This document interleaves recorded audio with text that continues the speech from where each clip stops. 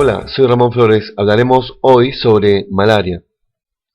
Malaria es una enfermedad infecciosa endémica en nuestro país y también en Sudamérica y en África. Es producida por protozoarios conocidos con el nombre de Plasmodium. En el Perú tenemos solamente 3 especies de las 4 más conocidas: Vivax, Falciparum, Malariae. De estos 3, ¿cuál es el más frecuente? Es Vivax, en un 99% de casos. Luego tenemos al Malariae, 0.8%, Falciparum, 0.2%. De estos 3, la Plasmodium que produce las formas más severas de malaria es Falciparum. E incluso hay formas resistentes a los antimaláricos. En la parte superior tenemos los nombres con que se le conoce a esta enfermedad. Malaria deriva de una palabra que significa mal aire, paludismo de palus, laguna. También se la ha conocido con el nombre de fiebre intermitente, fiebre de los pantanos, fiebre palustre. En cuanto a la historia, esta enfermedad es muy antigua. Se podría decir que es prehistórica. Ya de la prehistoria está presente el malaria o paludismo. ¿Cómo es que llega a nuestro país? Si revisamos la historia del Perú, es en la época de la colonia, se postula que la enfermedad llega a través de los esclavos negros africanos. Fueron ellos los que trajeron el plasmodium. El Perú no solamente actualmente está dando la hora porque está exportando la gastronomía, el orgullo nacional, como lo diría Gastón Acurio, sino ya desde esa época Perú aportó al mundo un producto, la corteza de un árbol, el árbol de la quina, que servía para curar esta enfermedad. Sin duda, no se conocía todavía el principio activo, pero ya esta corteza curaba la malaria. Luego ya en Europa se aísla el principio activo, que es la quinina, y se popularizó en esa época.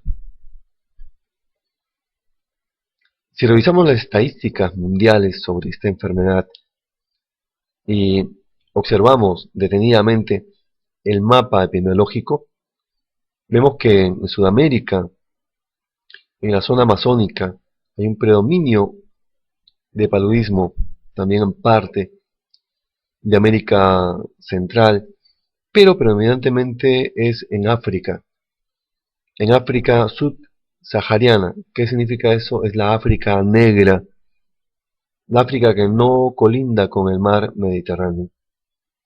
300 a 500 millones de casos en, en este territorio. Y lo más lamentable es que hay muchos fallecimientos. De 1.5 a 2.7 millones de personas fallecen por año. Y sobre todo el grupo etario más vulnerable, que es el grupo de los niños pequeños, niños menores de 5 años. Brasil es sin duda el país líder en el fútbol. Son los más grandes del mundo en cuanto al fútbol. Son los líderes. Ahí estamos viendo al gran Ronaldinho haciendo sus piruetas clásicas. Sin embargo, Brasil también es el líder en malaria. Casi 380.000 casos por año, seguido de Colombia y luego de Perú. Colombia 164.000 casos por año y Perú 79.000 casos por año. La región amazónica es donde va a predominar la malaria. Y ahí tenemos principalmente a Brasil. ¿Qué podemos decir sobre el vector? Estamos viendo ahí un dibujo de este mosquito, Anófeles, que tiene una peculiaridad. Si observamos, es como si tuviera el dorso incurvado.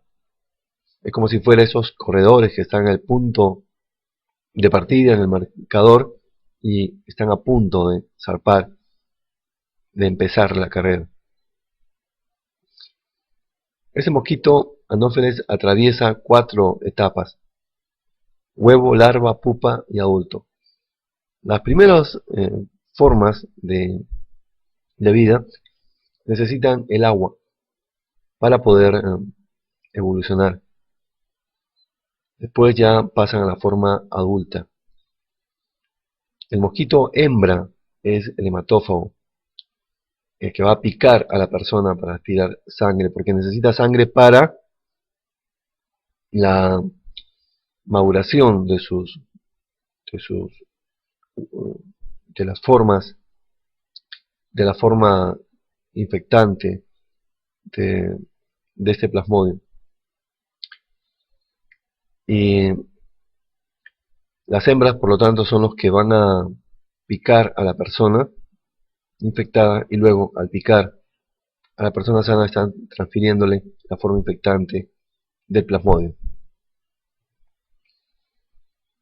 Pasamos a ver ahora el ciclo biológico. El mosquito Anófeles pica a la persona, en este caso a la persona infectada. Al picar a la persona infectada va a aspirar sangre, evidentemente. Y al aspirar sangre está aspirando gametocitos, que es esta forma, la forma en la que se encuentran el plasmodium como gametocitos, que pueden ser macrogametocitos o microgametocitos. Estos gametocitos pasan al intestino del mosquito y ahí se van a convertir finalmente en esporozoitos. Primero un ocinete y luego en esporozoitos que van a estar dentro de los llamados ooquistes.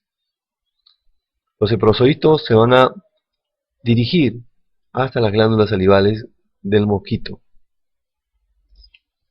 Todo este proceso dura 2 semanas. Se conoce como la fase esporogónica. Es una fase sexual. Y la finalidad es generar esporozoitos. En conclusión, en el mosquito se realiza la fase esporogónica, que va a convertir los gametocitos finalmente en esporozoitos. Estos esporozoitos constituyen la forma infectante de paludismo. Cuando el mosquito pica nuevamente o pica a una persona que no está infectada, pica para aspirar sangre, pero en este proceso de picar a la persona está inyectando el contenido de sus glándulas salivales. Y al inyectar el contenido de sus glándulas salivales, está inyectando la forma infectante del paludismo, que son los esporozoitos. Sigamos. Una vez que los esporozoitos ingresan a la persona, o ingresan en la persona, se van a dirigir hacia el hígado. Esto es lo que se conoce como la fase esquizogónica hepática. Algunos de los esporozoitos deciden permanecer dormidos en el hígado. Y eso es lo que se conoce como hipnozoitos. Los hipnozoitos van a ser producidos solamente por el Vivax global. Es como si dijera, oh, qué sueño. Pero no con OH, sino OV, qué sueño. para que recuerden que solamente el Vivax y el Oval van a producir o se van a convertir en hipnozoitos. Los demás siguen su curso. Van a convertirse finalmente estos esprozoitos en merozoitos, que van a estar dentro llamados esquizontes. Cuando estos esquizontes están ya maduros, se rompen y van a verter los merozoitos hacia el torrente sanguíneo. Esta etapa, conocida como fase esquizogónica hepática, dura un mayor número de días en el Plasmodium malariae, de 12 a 16 días, mientras que para Vivax y Falciparum es aproximadamente una semana. ¿Cuál de los Plasmodium produce mayor número de merozoitos? Estamos viendo que es el Falciparum, 40.000 merozoitos. Le sigue el Oval, 15.000 merozoitos. Después Vivax, 10.000 y finalmente el que produce menos merozoitos es el Malariae, solamente 2.000 merozoitos. Siguiendo la secuencia, los merozoitos pasan al torrente sanguíneo, iniciando lo que se conoce como fase eritrocítica esquizogónica en el glóbulo rojo. Es necesario hacer notar que cuando estos merozoitos pasan al torrente sanguíneo, es cuando se va a producir, cuando se va a presentar el llamado paroxismo febril, que puede ser una terciana cada 2 días o una cuartana cada 3 días. Cuando los merozoitos pasan al torrente sanguíneo, invaden inmediatamente los glóbulos rojos. Vamos a hacer el seguimiento de los diferentes estadios que va a sufrir, que va a evolucionar el merozoito, el plasmodium. Ingresa al glóbulo rojo y se convierte en las formas en anillo, como estamos viendo. Después se convierte en el trofozoito. Luego el esquizonte inmaduro, el esquizonte maduro. Y dentro del esquizonte maduro, nuevamente vamos a tener merozoitos. Estos merozoitos ocasionan que el globo rojo se rompa y se liberan. Y nuevamente vuelven a invadir glóbulos rojos. Pero alguno de estos merozoitos se va a convertir en gametocitos, tanto en macro como en micro gametocitos. Y son esos gametocitos los que van a ser aspirados por el mosquito al momento de ser picada la persona. Esta fase, como se ha sido mencionado, es la fase eritrocítica esquizogónica en el glóbulo rojo. Va a durar tanto en el Plasmodium vivax como el Falciparum 48 horas. Por eso que ambos van a producir la llamada terciana. Vivax la terciana benigna y Falciparum la terciana maligna. En cambio, el Malariae, la fase eritrocítica esquizogónica dura 72 horas y va a producir la llamada cuartana. Conclusión. En la fase eritrocítica esquizogónica, que se produce en el glóbulo rojo, es en parte asexual, formándose nuevos merozoitos, y en parte sexual, formándose los gametocitos.